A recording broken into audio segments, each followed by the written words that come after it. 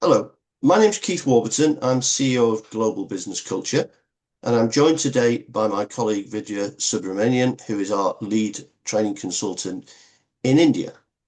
And we're doing a series of short videos looking at some of the challenges that our Western clients feel that they face when they're working with colleagues and team members in their operations in India.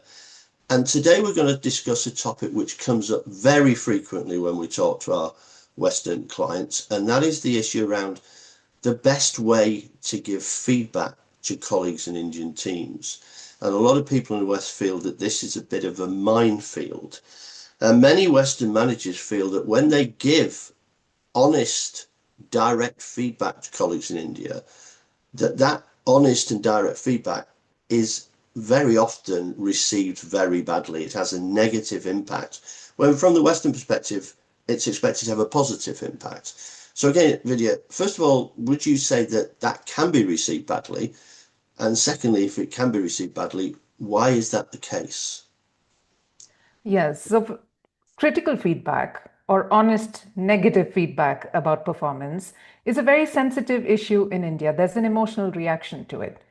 The reason that is that most people feel that this makes them look incompetent. They're worried that this will have a long lasting effect on their career and that it won't be treated as a one time incident. So then they think this is going to affect my further chances of growth in the organization. And this is how everyone's going to perceive me as being incapable or incompetent to do something. And that is why direct negative feedback doesn't land really well. It kind of shakes the confidence of that individual in question. Yeah. On the other hand, positive feedback that lands Uplifts very well, them. does it? Yeah. Yes. Um, and so there's that issue about the impact on career, and I get that. But I wonder, is there something else underneath that as well, which is this whole concept of saving face, which I think is quite important in Indian concepts as well. It is. So when a person is hired to do a job, it's assumed that they are competent to do it. And then, if through performance, they're getting feedback that says you're actually not competent to do this, it makes them look bad. Secondly, India being a very collective, a group where people talk to each other, then there's also the danger of their friends and the extended teams coming to know of a performance issue, which is also demotivating. And this is one of the main reasons why criticizing openly in front of the team or in front of others is considered to be a bad thing to do in India.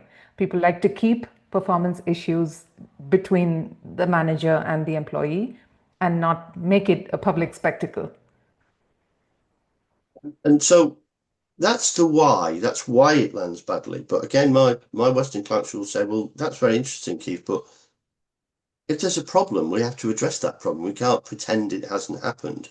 Yeah. So, are there some ways, communication patterns, whatever, that Western leaders can use to more effectively give critical feedback, which will not have such a negative impact? Yes. First of all, I think the tone has to be very respectful and polite, irrespective of the type, irrespective of what is being said in the feedback. You still have to be respectful to each other. And that I think is a given for anyone giving feedback anywhere. The second is to really appreciate what has gone well. And of course, if so many things went wrong, there will still be one or two things that went well. So making the effort to acknowledge that. The third and a very, very important aspect is that effort has been put into this. It's a different thing that the outcome wasn't met, and that is a problem, but the effort was put. So people in India want to be appreciated also for the effort and not just for the outcome.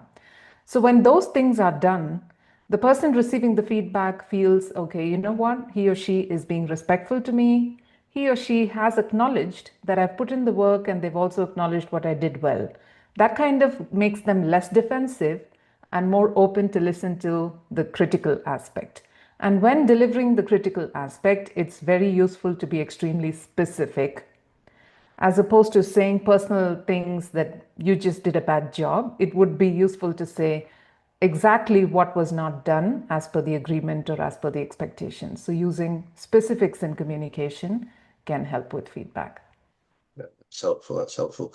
And there's one last point that I'd like to raise, which I've always kind of talked to my clients about, and I don't know if you agree or disagree with this, but I think that persistent negative feedback, even if it's only small negative feedback to an individual, one of the biggest impacts of that, which is kind of not spoken about very much, is that it can impact on attrition levels within an organization. And we all know that attrition levels tend to be quite high in Indian organizations anyway. And therefore, anything you do which can impact negatively on attrition levels is not a good thing. Would you agree that it can have consistent negative feedback can impact attrition? Absolutely. If the only thing a person ever hears is negative feedback, they're really questioning if they're in the right place. Because positive feedback, like you mentioned earlier, Keith, has the opposite effect. It makes people feel engaged and motivated. So it is, over a period of time, going to make an employee think that I'm not valued here. I would rather go to a place where I might be. And this is not the right place for me. And that's how feedback and consistent negative feedback actually leads to attrition.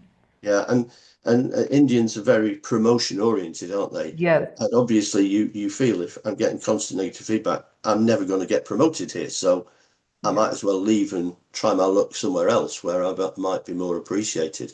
Yes. And this feedback issue in India is one of the most common topics that's raised by our Western clients about working with India. And it is a challenging situation, but hopefully some of the pieces of advice you've given here will be helpful to some of our colleagues and the viewers of these videos. Thanks Yes. again, Vidya. We'll speak again soon. Thank you.